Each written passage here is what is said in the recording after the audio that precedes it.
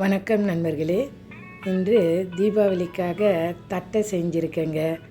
அது எப்படி செய்கிறதுன்னு பார்க்கலாங்களா? ஒரு மிக்சிங் பவுல் ஒன்று எடுத்துக்கோங்க. அதில் 1 கப்பு அரிசி மாவு ஜல்லடை பிடிச்சது, ஒரு சின்ன 1/4 கப்பு அளவு பொட்டுக்கடலை மாவு, அதுவும் ஜல்லடை பிடிச்சதுங்க. அதுக்கு தேவையான ஒரு 6-7 காஞ்ச மிளகாவை மிக்சியில் திரியாக அடித்தது, அது ஒரு 2 ஸ்பூனு. ஒரு 10 பல்லு பூண்டு தட்டினதுங்க. ஒரு கைப்பிடி அளவு கடலைப்பருப்பு ஊற வச்சது, ஒரு கைப்பிடி அளவு பாசிப்பருப்பு ஊற வச்சதுங்க. பொடுசாக கட் பண்ண கறிவேப்பிலை கொஞ்சம் சேர்த்துக்கலாங்க. அதுக்கு தேவையான 1/4 டீஸ்பூன் அளவு உப்பு, வெண்ணெய் இல்லை நெய் ஒரு 2 ஸ்பூனுங்க, நம்மளோட விருப்பம்தான். இதை எல்லாத்தையும் ஒரு கரண்டியால் வச்சு மிக்ஸ் பண்ணுங்க. ஒரு சேர எல்லாம் கலந்து விடுங்க. எல்லாம் கலந்து விட்ட பிறகு சுடு தண்ணி இதை கொஞ்சம் கொஞ்சமாக விட்டு மாவில் கலந்து விடுங்க. ஒரே இதுவாக கலந்துடாதீங்க, கொஞ்சம் கொஞ்சமாக விடுங்க. ஒரு சப்பாத்தி மாவு அளவுக்கு நம்ம ரெடி பண்ணணுங்க. ரொம்ப லூஸாகவும் செஞ்சிடக்கூடாது, ரொம்ப கல்லாகவும் செஞ்சிடக்கூடாதுங்க. மீடியமான அளவு கொஞ்சம் கொஞ்சமாக தண்ணி விட்டு கலந்து விடுங்க. கலந்து விட்டதை ஒரு 10 நிமிஷம் நல்லா ஊறணுங்க.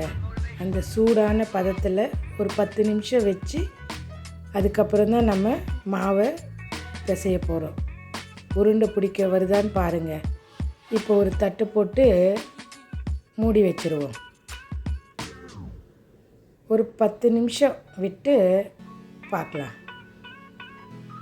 அந்த சூடான தண்ணியில் அந்த மாவு நல்லா மிக்ஸ் ஆகிருக்கோங்க. இப்போ கையால் நம்ம அதை ஒரு வாட்டி மசித்து உருண்டை பிடிச்சி பார்க்கலாம். இப்போ சரியான பதம் வருதுங்க. ஆமாம், இப்போ நம்ம உருண்டை பிடிக்க வேண்டியதாங்க. ஒரு சின்ன சின்ன நெல்லிக்காய் சைஸு, பெரிய நெல்லிக்காய் இருக்குது இல்லைங்களா, அந்த சைஸில் உருண்டை பிடிச்சி தட்டில் வச்சுக்க வேண்டியதாங்க.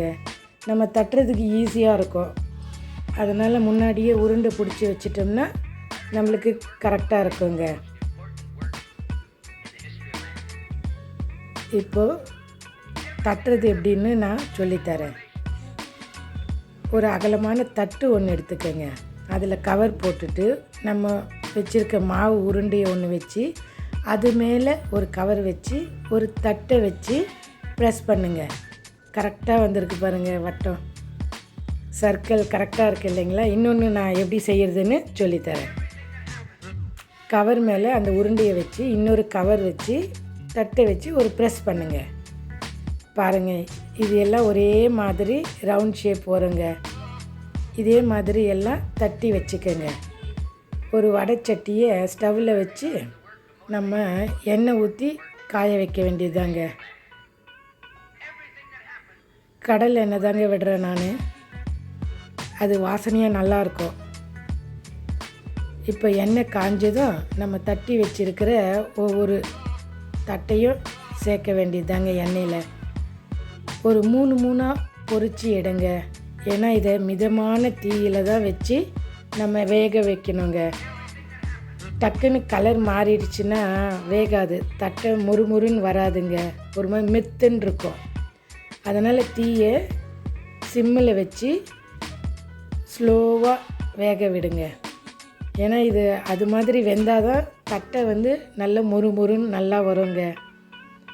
இது பபுள்ஸ் ஃபுல்லாக அடங்கணும். அது வெந்ததுன்னா எண்ணெய்க்கு அடியில் போய் கீழே தங்கிடும். அந்த பதத்தில் நம்ம எடுத்துட வேண்டியதுதாங்க. அடுத்தது ஒரு 3 போட போகிறேன் நான். ஒரு 3 போட்டு பொரித்து எடுக்க வேண்டியது தாங்க. இது கொஞ்சம் லேட் ஆகும், அவ்வளோதான். ஆனால் சாப்பிட ருசியாக இருக்குங்க. எனக்கு தட்டை நல்லா வந்திருக்குங்க.